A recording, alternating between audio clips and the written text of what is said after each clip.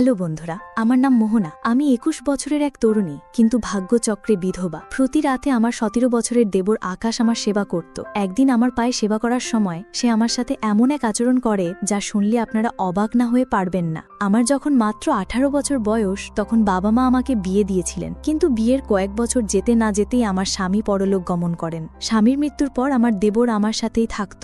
যখন আমার বয়স ২০, তখন আমার স্বামীর বয়স ছিল ৪০। আমার বিয়েটা বেশ বয়স্ক একজনের সাথেই হয়েছিল। তিনি আমার চেয়ে বয়সে অনেক বড় ছিলেন। আমি এক দরিদ্র পরিবারের মেয়ে ছিলাম, তাই আমার বাবা মা ভেবেছিলেন যে আমার স্বামীর বয়স বেশি হলেও তার অগাধ সম্পত্তি আমার ভবিষ্যৎ সুরক্ষিত করবে। তারা তার অর্থ ও সম্পদ দেখেই আমার বিয়ে দিয়েছিলেন। বয়সের পার্থক্যটা বড় করে দেখেননি, কিন্তু বিয়ের পর স্বামীর সাথে কয়েক বছর কাটানোর পরেই তিনি হঠাৎ মারা যান। তার মৃত্যুর কারণ ছিল অতিরিক্ত মদ্যপানের ফলে লিভার নষ্ট হয়ে যাওয়া। আমার স্বামী দামি মদের শৌখিন ছিলেন এবং প্রায় বন্ধুদের সাথে বাড়ির বাইরে রাতভর আমোদ প্রমোদেও মেতে থাকতেন। আমি সারাদিন বাড়িতে থেকে নিজের দায়িত্ব পালন করতাম। অনেক সময় আমার মনে হতো, আমার প্রতি যখন স্বামীর কোনো টান বা অনুভূতিই নেই, তাহলে তিনি কেন আমাকে বিয়ে করেছিলেন। বিয়ের পর তিনি কোনোদিন ভালোবেসে আমার সাথে দুটো কথা বলেননি। প্রথম দিনই সাফ জানিয়ে দিয়েছিলেন, দেখো রিনা, তোমার যত টাকার প্রয়োজন হয় আলমারি থেকে নিয়ে নেবে। বাইরের কোনো জিনিসের দরকার হলে বাড়ির চাকরকে বলবে, কিন্তু তুমি কখনো বাড়ির বাইরে যাবে না। আর একটা কথা মনে রাখবে, আমি কখন বাইরে যাচ্ছি বা ফিরছি এসব নিয়ে আমাকে কোনো প্রশ্ন করবে না। এটা আমার সম্পূর্ণ ব্যক্তিগত বিষয়। তখন আমার বয়স কম ছিল বলে স্বামীর কথার গভীরতা পুরোপুরি উপলব্ধি করতে পারিনি। আমি বুঝতে পারিনি যে তিনি কেবল বিয়ে করে সামাজিক দায়িত্ব পালন করেছিলেন। সংসারের প্রতি তার কোনো মনোযোগ ছিল না। এমন নয় যে তিনি আমার সাথে একেবারেই কথা বলতেন না, প্রয়োজনের ভিত্তিতে বলতেন, কিন্তু আমি তার স্ত্রী হিসেবে যে ভালোবাসার সঙ্গ পাবার আশা করছিলাম তা কখনো পাইনি। ধীরে ধীরে যখন আমি এই শূন্যতা অনুভব করতে শুরু করি, তখন আমি আমার বাবা মায়ের সাথে বিষয়টা নিয়ে আলোচনা করেছিলাম। আমি তাদের বলেছিলাম যে আমি টাকা পয়সা স্বাচ্ছন্দ্য পেলেও স্বামীর ভালোবাসার সুখ পাইনি। আমার কথা শুনে বাবা মা আমাকে বোঝাতেন, দেখ মা, ভালোবাসার চেয়ে টাকা অনেক বেশি মূল্যবান। আমাদের বাড়িতে তুই তো দেখেছিস কি ভীষণ অভাব ছিল, তোদের আমি দুবেলা পেট ভরে খাওয়াতেও পারতাম না, কিন্তু যেখানে তোর বিয়ে হয়েছে সেখানে অন্তত অর্থের অভাব নেই। তোর ওই বড় ঘরে বিয়ে হয়েছে বলেই আজ আমরাও দুবেলা খেতে পারছি। তাই এসব ছোটখাটো ব্যাপার নিয়ে মন খারাপ করিস না। তারা এসব বলে আমাকে সান্ত্বনা দিয়ে শ্বশুর বাড়িতে পাঠিয়ে দিত, কিন্তু আমার মনের কষ্টটা তারা কখনো বুঝতে চেষ্টা করেননি। টাকা পয়সা দিয়ে ভালো খাবার কেনা যায়, কিন্তু ভালোবাসা বা স্নেহ তো কেনা যায় না। তবে একটা বিষয় ভালো ছিল, আমার স্বামী বিয়ের পর থেকে আমার দরিদ্র বাবা মাকে প্রতি মাসে অর্থ দিয়ে সাহায্য করতেন। এজন্য আমি মনে মনে খুশি হতাম যে তিনি অন্তত আমার পরিবারের কথা ভাবেন, কিন্তু আমার প্রতি তার কোনো যত্ন বা দায়িত্ববোধ ছিল না। এভাবেই আমার জীবনটা একঘেয়ে কেটে যাচ্ছিল। আমি ঘরের দায়িত্ব পালন করতাম আর তিনি বন্ধুদের সাথে আমোদ ফুর্তিতে ব্যস্ত থাকতেন। এভাবে কয়েক বছর কেটে যাওয়ার পর যখন আমার স্বামী হঠাৎ মারা গেলেন, আমি তখন একেবারেই একা হয়ে পড়ি। আমার এই অবস্থা দেখে আমার দেবর আকাশ আর বিদেশে ফিরে যায়নি। সে ছোট থেকেই বাইরে পড়াশোনা করত।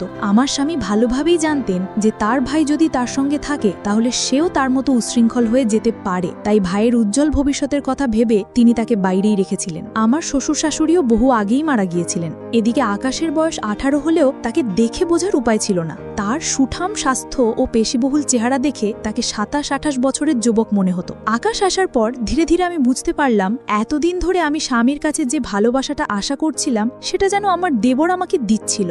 স্বামীর মৃত্যুর পর আমি মানসিকভাবে খুব ভেঙে পড়েছিলাম। কারো সাথে কথা বলতে ভালো লাগতো না। একজন বিধবা আর একজন সধবা নারীর জীবনে যে আকাশ পাতাল তফাৎ, তা আমি হাড়ে হাড়ে টের পাচ্ছিলাম। স্বামীর মৃত্যুর পর কিছুদিন পর্যন্ত আমাদের বাড়িতে আত্মীয়স্বজনরা ছিল। তাদের সামনে কেঁদে আমি মনের কষ্ট কিছুটা হালকা করতাম, কিন্তু তারা চলে যাবার পর আমি আরও একা হয়ে পড়ি। মনে হতো ওই বিশাল বাড়িটা যেন আমাকে গিলে খেতে আসছে।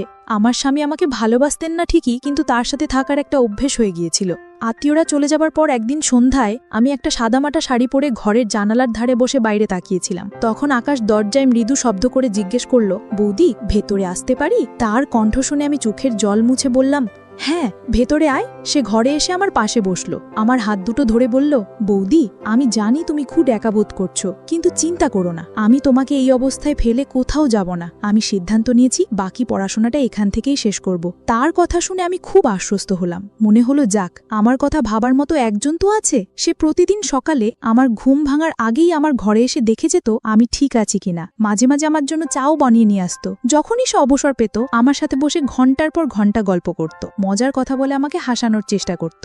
আমি যখন দুশ্চিন্তায় থাকতাম, আমার মাথায় যন্ত্রণা হলে সে আমার মাথা টিপে দিত। আমি তাকে বারণ করলে সে মায়া ভরা কণ্ঠে বলতো, বৌদি, তোমার উপর কি আমার কোনো অধিকার নেই? আমি কি তোমার একটু সেবা করতে পারি না? তার এই আন্তরিক কথায় আমি আর তাকে বাধা দিতে পারতাম না। এভাবেই দিন কাটতে লাগলো এবং আমার দেবর আমার খুব কাছাকাছি আসতে শুরু করলো। ধীরে ধীরে আমি বুঝতে পারছিলাম যে আকাশ আমার প্রতি অত্যন্ত যত্নশীল। এই অনুভূতিটা আমার ভেতরটাকে নাড়িয়ে দিচ্ছিল, কারণ আমি ঠিক এই ভালোবাসাটাই একদিন আমার স্বামীর কাছে চেয়েছিলাম। আকাশের সাথে যতই দিন কাটছিল, আমি ততই অজান্তে তাকে পছন্দ করতে শুরু করেছিলাম। কিন্তু একটা সময় আমার মনটা এমনভাবে ভেঙে যাবে তা আমি কল্পনাও করতে পারিনি। আসলে দোষটা সম্পূর্ণ আমারই ছিল। আমি একবারও ভেবে দেখিনি যে আকাশ আমার চেয়ে বয়সে ছোট আর আমি তার চেয়ে বড়। আমি কি করে এত বড় একটা ভুল করতে যাচ্ছিলাম? তার আমার প্রতি শ্রদ্ধা, যত্ন আর ভালোবাসাকে আমি অন্য কিছু ভেবে বসেছিলাম। সে কি সত্যিই আমাকে তার দাদার বিধবা স্ত্রী হিসেবে দেখত, নাকি এর পেছনে অন্য কোনো অনুভূতি ছিল? তা আমি বুঝতে পারছিলাম না। আমার খাওয়া দাওয়ার থেকে শুরু করে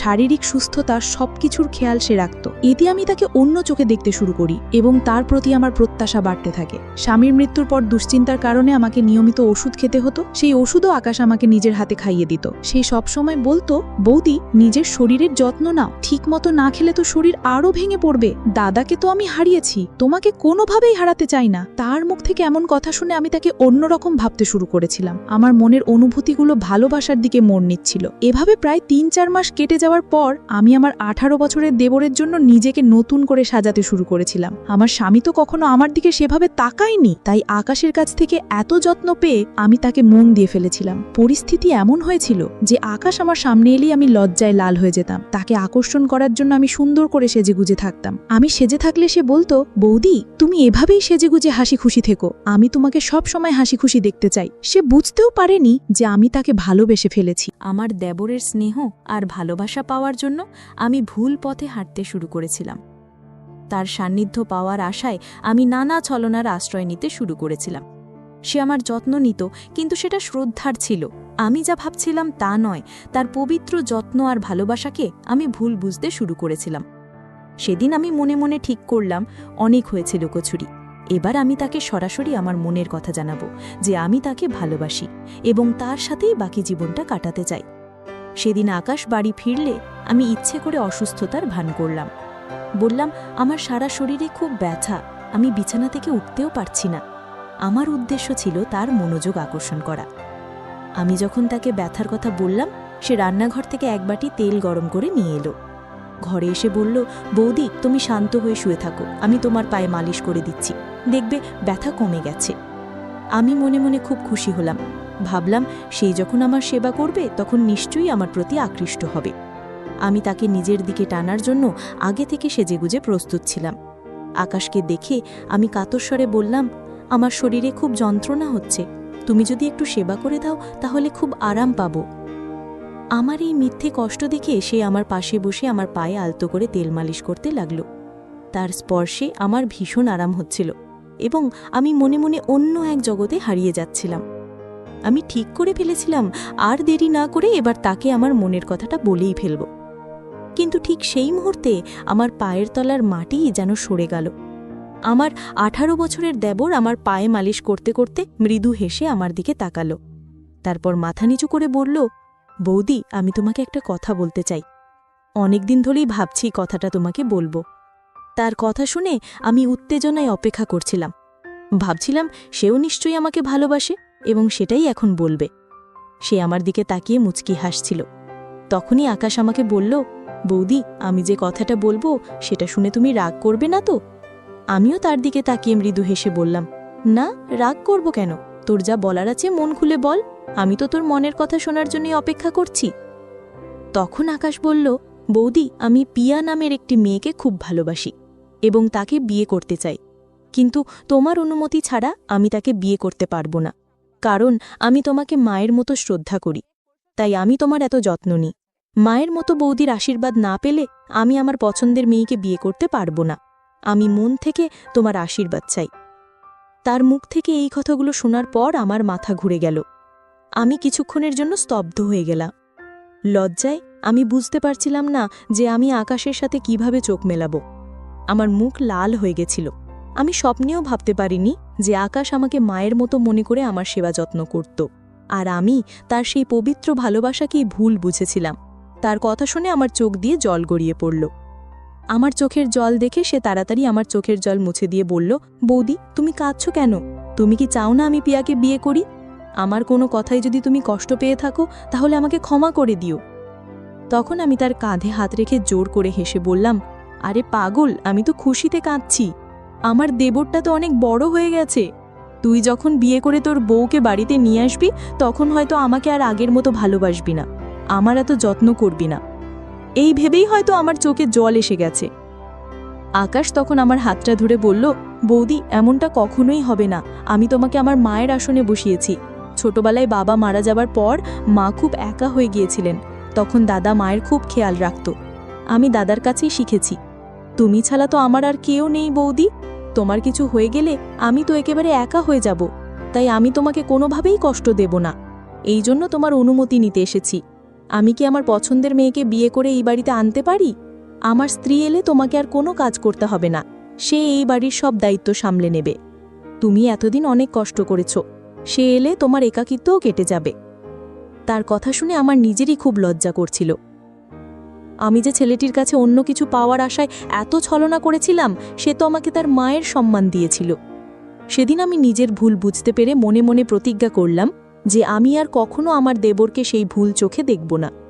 তারপর আমি আনন্দের সাথেই তার পছন্দের মেয়ের সাথে তার বিয়ে দিয়ে পিয়াকে এই বাড়িতে নিয়ে এসেছিলাম।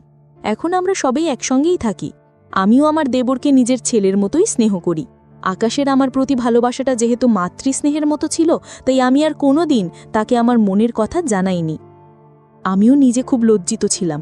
আমি বুঝতে পেরেছিলাম যদি ভুল করে আমি তাকে আমার অনুভূতির কথা বলে দিতাম তাহলে সে হয়তো আমাকে ছেড়ে চলে যেত। আমি কখনোই চাইনি যে আমার ছেলের মতো দেবর, যে আমার এত খেয়াল রাখে, তাকে আমি হারাই। তাই আমি আর কোনোদিন আমার মনে তার প্রতি কোনো গলদ চিন্তা আসতে দিইনি। সেদিন থেকে আমরা সবাই একসঙ্গে মিলেমিশে বসবাস করি। ভালোবাসা তো নানা রকমের হয়। মায়ের সাথে ছেলের ভালোবাসা, স্বামীর সাথে স্ত্রীর ভালোবাসা, ভাইয়ের সাথে বোনের ভালোবাসা, ঠিক তেমনি দেবন আর বৌদিরও খুব পবিত্র ভালোবাসা হতে পারে। পার্থক্য শুধু এটাই যে আমরা সঠিক সময় সঠিক ভালোবাসাটা বুঝতে ভুল করে ফেলি, যেমনটা আমি করেছিলাম। আমি আমার দেবরের পবিত্র ভালোবাসাকে চিনতে পারিনি। গো বন্ধুরা, আজকের গল্পটি এই পর্যন্তই। গল্পটি তোমাদের কেমন লাগলো কমেন্ট করে অবশ্যই জানাবে। আর এরকম নতুন নতুন গল্প পেতে চ্যানেলটিকে সাবস্ক্রাইব করে পাশে থাকা বেল আইকনটিতে ক্লিক করুন। পরবর্তী